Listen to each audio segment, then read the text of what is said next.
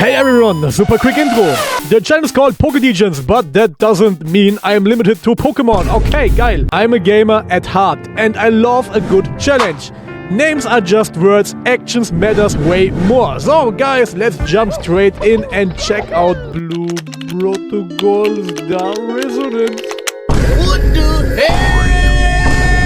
Oh my god, no way! I've actually been super hyped for this game for a while. Blue Protocol was first announced back in 2019, developed for about 8 years before its Japanese launch on June. However guys, the game performed very bad in Japan and Bandai Namco ultimately shut the servers offline at the beginning of this year. And with that, the Planet Western release was also cancelled.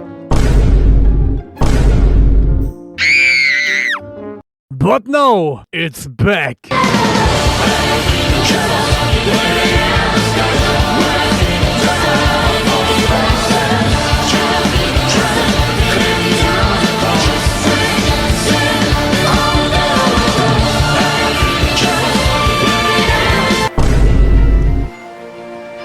What the fuck is this? Man, I was hyped for this launch like a little kid on Christmas. And while I was trying to download the game, with my 3-branch internet connection, my life basically falling apart after seeing this insane, crazy reviews. Like, what the actual hell, man? Okay, I take a deep breath. There are 2 or 3 different types of bad reviews. Most complain about the ping and the lack of servers at the moment, which makes the game barely unplayable at the moment. Others, of course, criticize the gacha system and say it feels like a mobile game because it has auto-walk and auto-battle systems. This guy is completely angry that there's too much talking before the game even starts with battle and action. That's a brief overview if you summarize the reviews a bit. Why do people make MMOs where the start is just talking to 500 NPCs times? Just get me to combat, I'm not going to care about a single... Feeling all of that, and now the part of the video starts where I share my honest opinion about the game. Step by step, I try to avoid wild and funny cuts so that the game's image isn't unnecessarily distorted. Fuck. So I'll play the game and just take you along on my journey. Okay, first I had to face the big dick character editor, and I think I spent over 30 minutes crafting my masterpiece. I also compared the male and female characters. Normally I always play as a guy in video games, but this time I went with a femboy because they actually look very, very good in this masterpiece character anime looking editor. The guys looks fine too, don't understand me wrong, but I need massive shoulder plates and some serious armor on my dude, and there wasn't much of that to be found in the preset. So I choose the femboy section.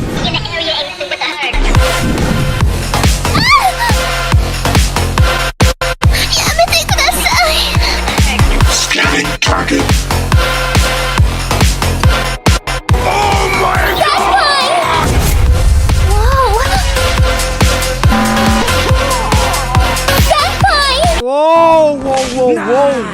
Whoa. And yeah, you have a lot of opportunities to design your personal character in Blue Protocol. Alright, Degens, character creation arc is finished. Let's go! And here's where the game begins. We are swimming somewhere with our freshly created character and receiving orders. But then suddenly some kind of void appears in front of us. I need to breathe. And drags us into another world. Or at least that's what I guess. Maybe it's our world, but in the future or in the past. I don't know, but it gives me a little anime isekai vibe, which I actually see as a good thing. I'm a big MMO fan, and that's the point here. I only play Blue Protocol because it's a big MMO. So for me, the MMO aspect is really important. So, as usual, you can pick a class, and I went with the Wind Knight using the Skyward spec. Not because I know what I'm doing, but simply because it appealed to me the most. Right next to the Marksman. So, we are a Wind Knight Skyward spec. Yeah, okay. Now we are getting to a major part of the review, the serious part, and that's why I'm skipping the cringe video cuts from my side, because things are about to get a little I mean, guys, I speak about a product. A game is a product and I give a review. I mean, yeah, my channel is small, maybe the video get 50 views, maybe it get 100k, I don't know, but I have a job here. Review is a job.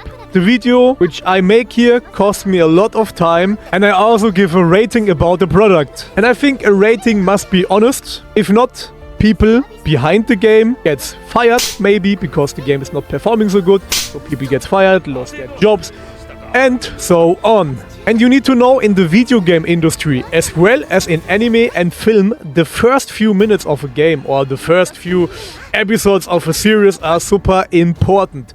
In that short time frame, you have to deliver. And there are many reasons for that. I name a few. First, our world has become way faster than in the past, because a lot of people, for example, have completely wrecked their attention spans over the years by basically speedrunning their dopamine with gooning and other stuff. While on the other hand, the average hard-working person just has a lot more work these days. Oh guys, not only the winter is coming, also hate is coming, maybe. Because I'm going to spoil you a bit. Stop, not about the game, about this review. Because there are not many points where I agree with the bad reviews.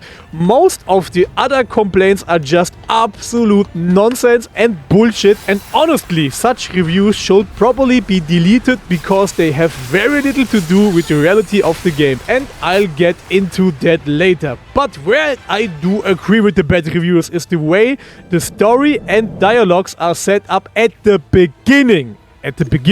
Including the beginner's guide. It could have been handled differently, in my opinion. That doesn't mean it's bad, it's just too long. They could have made a lot of it more compact and made the first 2 hours of the game feel better. But after those first 2 hours, the main story really starts to perform much better and becomes interesting. You always have to keep in mind that Blue Protocol is trying to be an MMO. Compare its storytelling speed to other MMOs. Question here: how long do other MMOs take before their story actually gets exciting?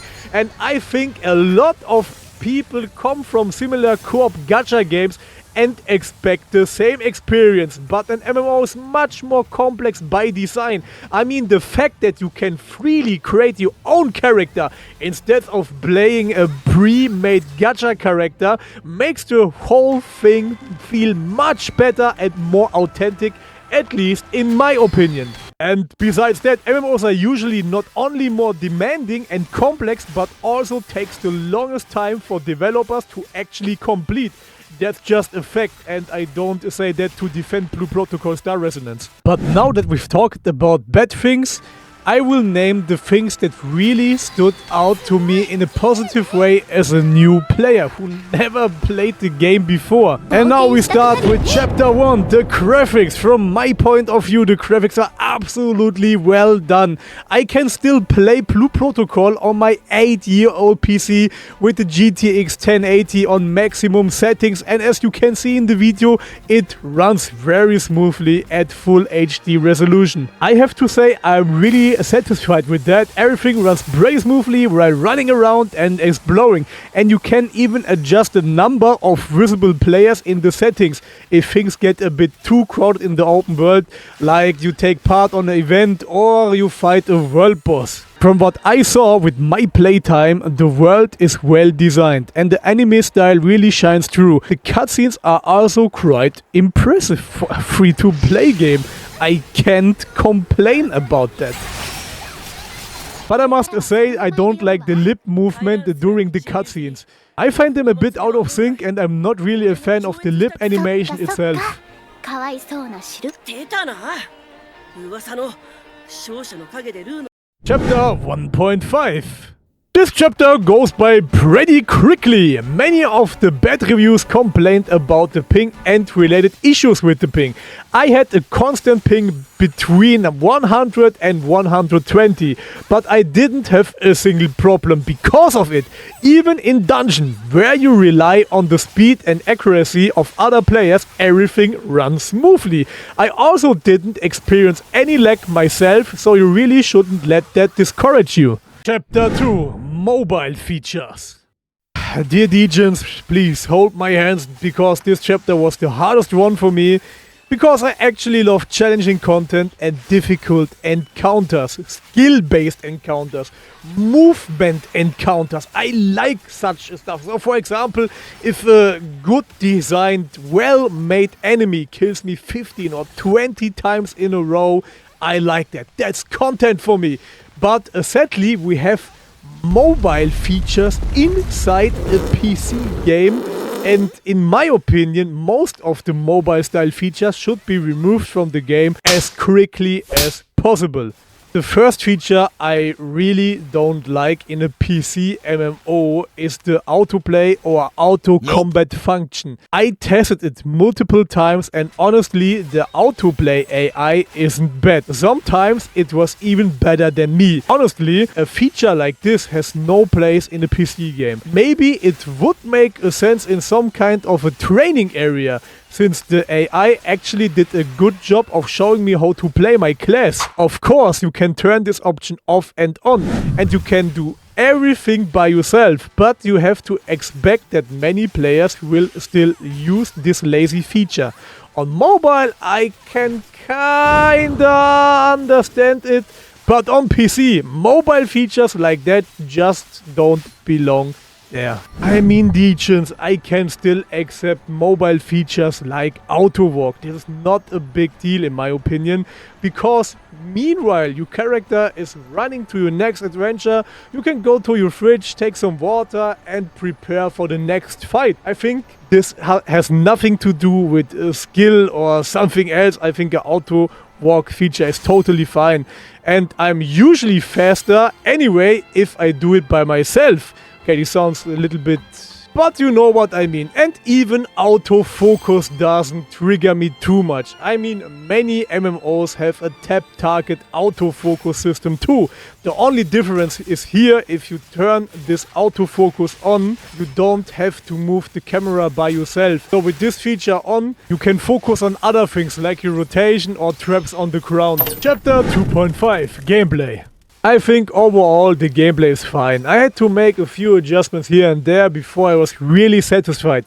Mainly because of some mobile style features and some camera things. But I have a different problem, because there is a height limit that affects Bro, what are you talking about, man? when I use certain attacks, which I find completely unnecessary.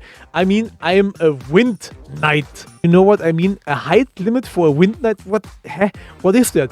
I'm sure other classes don't have this kind of issue. I also don't feel it that I can perform auto attacks while in the air. So especially for my class, the Wind Knight, there's definitely still room for improvement here. And if you've played other classes, feel free to let me know in the comment section down below to share your own opinion about your class. And please keep in mind, this review is mainly meant to give a clearer picture of the negative Steam reviews. If I start breaking down every class, the video would easily end up being 40 to 50 minutes long. Aside from that, the gameplay overall is fine. Jumping and flying are very, very funny. I like it and I have a lot of fun by doing it, and the other movement features work also well. Chapter 3. Pay to win? Okay, Degens, you need to listen carefully and I need to take a deep breath. Most of the items you can buy with real money are purely cosmetic. And I will show you that later. It's very interesting, believe me. But here's the part that might trigger some people a little bit. The trading center. Dum dum dum. Because in the trading center you can sell items for in-game currency. There are 4 types of in-game currencies. The first is not really important for this video because with this currency you can trade with NPCs and you have a lot of that. And it has nothing to do with real money or cashing or pay to win or something else. So this currency is not important for this part of the video. Then there's Unbound Luno, a currency you can use to buy many useful items like materials to upgrade your gear. So with the Unbound Luno you can use that currency inside the trading center, and that means I could use my Unbound Luno to buy upgrade materials inside the trading center or sell my own unbound materials to earn some Unbound Luno. Now here comes the part that might trigger some people, followed by a question for you all. You can buy something called a Rose Orb, which is only available for real money. The Rose Orb can be freely exchanged for any currency, including Unbound Luno. So in a way, you can buy upgrade materials for your equipment with real money. Because you buy the Rose Orb and then you exchange your Rose Orbs in some Unbound Luno, and with the Unbound Luno you can buy stuff on the trading center. That means you can avoid some farming by using real money to buy some upgrade material for your equipment. So basically, Degens, you can save time that way. I personally see it more as a pay to progress and not as a pay to win feature. I mean, how can people with 5 or 6 play hours write a review about the game and say the game is pay to win? That doesn't make sense at all because they are not even level 25 or level 28. How can they say that? I mean, okay, I'm not in the end game yet, and only there, or maybe in a few months, we will really see if the developers have good intentions or not. And at this point, I wouldn't call it pay to win because I can get good equipment by just playing the game normally, which allows me to take part in all activities without being excluded from any group. So here's my question. Let's take World of Warcraft as an example. In World of Warcraft, I can easily buy gold from different websites. It's very easy with real money. So I take real money, buy gold, and now I can purchase items from other players or on the market in World of Warcraft. And those are items from dungeons or raids. But I was never there. I just bought them from the players or from the market, and they are also unbound, so they are tradable. And now I have those items with my purchased gold and can then join raids. Even though I didn't personally earn that gear myself with my effort. So, question here, is World of Warcraft pay to win? Final chapter. Think what you want, I don't really care, because most of the time people miss out on great moments because they judge something too quickly or rely on opinions from people who have no idea what they're actually talking about. I do understand that such reviews can kill your motivation to play a game at launch. Honestly, I even think that some people shouldn't be allowed to write reviews at all, since they complain about things that might already be fixed the next day. Unfortunately, the bad impressions from a bad review tends to stick. But hey, everyone's free to think what they want. And in the end, I can only say that I'm glad that I tried Blue Protocol Star Resonance for myself and didn't put too much weight on the bad reviews. And all I can say here finally is that we get a completely free product. I mean, you can play 20 or 30 hours alone with the story right now, kill some world bosses entirely for free. So, in my opinion, this game doesn't deserve those bad reviews. I'm not saying Blue Protocol is 100 or a 90, but personally I think the launch went well, and I've seen way worse launches from much bigger gaming companies, and considering that this game is entirely free to play, I honestly can't complain. Now there won't be another video for the next 5 months, but for every new subscriber the timer goes down. Totally pay to win, right?